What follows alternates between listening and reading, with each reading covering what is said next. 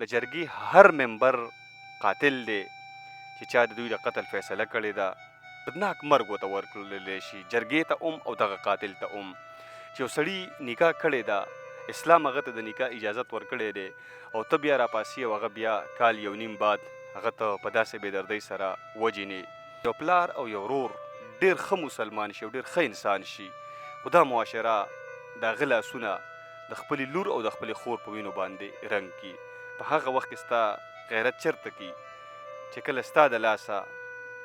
د پردی خور او د پردی لور عزت محفوظه نه وي.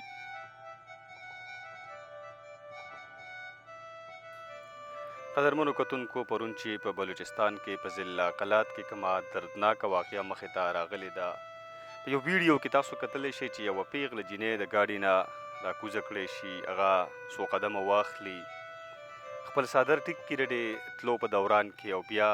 ودرېږي څو قدمه چې واخلي مخکې، نو د شا نه د یو هلک په لاس کې تمانچه ده او هغې باندې 3 ډزه وکړي، هغه راوغورځېږي، مړه شي. همدغه شانته کې بیا یو بل زلمی هلک دی، هغه هم دغه ویډیو کې تاسو په وینو کې رنګ بنګ لیدلی شئ، مړ پروت وي. دا یو زلمی او یوه پیغله ووجلی شو.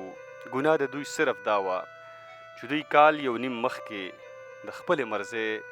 واده کړی و، نکاح یې کړې وه، او بیا په سبانه سره دوی ته دعوت ورکړلی شو، او په منځ کې پکې بیا جي نامنهاد جرګه کېناسته،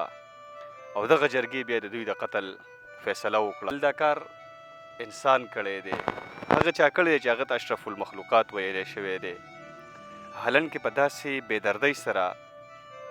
څوک هغه خونخوار ځناور هم نه وژني چې هغه په یو انسان باندې حمله کوي، او دوی دغه معصومه انسانان مړه کړل. سوال په دې کې دا پیدا کېږي چې قاتل څوک دی؟ قاتل یوازې دغه هلک نه دی، د جینۍ ورور نه دی چا چې ډزې وکړې وو، هلک او جینۍ یې مړه کړل. قاتل دا ټول دي، د جرګې هر ممبر قاتل دی چې چا د دوی د قتل فیصله کړې ده. حکومت له پکار دا دي چې یوازې دغه هلک نه چې چا فایرنګ کړی دی، بلکې چې دغه د جرګې چې کم مشران دي، کم چا دا فیصله کړې ده د دوی د مرګ، دغه د ټول دغه شانته کې دردناک مرګ د ورته ورکړلی شي چې یو مثال جوړ کړلی شي. دا یو کیس نه دی، دا په د پښتونخوا په قبایلي علاقو کې، په بلوچستان کې، دغه شانته کې په سوونو زلمي، په سوونو پیغلې همدغه شانته کې د عزت په نوم باندې وجلی کېږي. د دې نه مخکې په بلوچستان کې 3 جینکۍ ژوندۍ ښخې کړی شوې وې د عزت په نوم باندې. نو حکومت له پکار دا دي چې سختې سزاګانې دوی ته ورکړلی شي، دردناک مرګ ورته ورکړلی شي، جرګې ته هم او دغه قاتل ته هم. چې یو سړي نکاح کړې ده، اسلام هغه ته د نکاح اجازت ورکړی دی، او ته بیا راپاسې او هغه بیا کال یو نیم بعد هغه ته په داسې بېدردۍ سره وجنې. په دې کې معاشرې په بېحسۍ باندې هم یو سوال پیدا کېږي. د معاشرې له پکار دی چې په خپل سوچ کې بدلون راولي. د تهمت او د پیغور په نوم باندې به څومره خلک، څومره پیغلې او څومره ځوانان وجلی کېږي. که د بدقسمتۍ نه د چا خور یا د چا لور دغه شانته کې قدم واخلي، نو وروره په ګاونډ کې او په معاشره کې پسپسي شروع شي،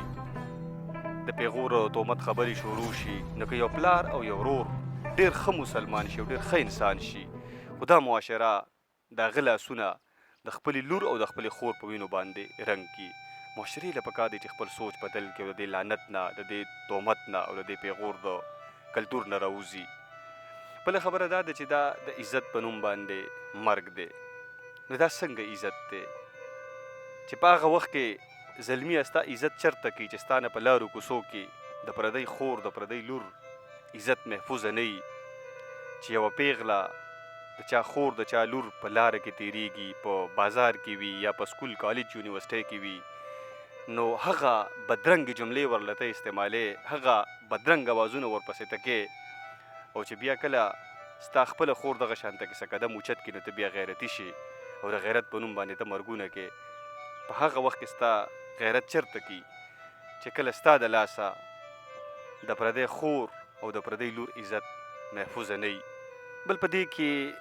میډیا او سوشل میډیا چونکې خصوصا دا خو یو کیس مخې ته رالی په دې باندې اواز اوچت کړی شو خو میډیا له هم پکار دی او سوشل میډیا له هم پکار دی چې د دې نه قلاریږي نه 2 ورځې 3 ورځې دغه ټرینډو چلیږي او بیا څه بله واقعه مخې ته راشي یا د دوی په دغه موضوع کې انټرسټ لوز شي نو همدغه شانته کې دا خلکه به څه وشي دوی به اوس په د میډیا د پریشر له وجې نه به ګرفتار کړی شي او چې کله له میډیا توجه بل سایډ ته لاړه شي دا به بیا دوباره رها کړی شي همدغه شانته کې به دا کلیام ګرځي او هلته کې د یوې پیغلې او د یو زلمي په ځوانۍ باندې خاورې واړولې نو میډیا له هم پکار دی سوشل میډیا له هم پکار دی چې په دې باندې تر هغه وخته پورې خپل اواز اوچت کړي د دې موضوع نه قلار نشي چې تر کم وخته پورې دا ظالمان دا جابران او دا قاتلان دوی دغه شانته کې دردناک مرګ نی ورکړلی شوی کم چې دې زلمي او دې پیغلې ته ورکړلی شو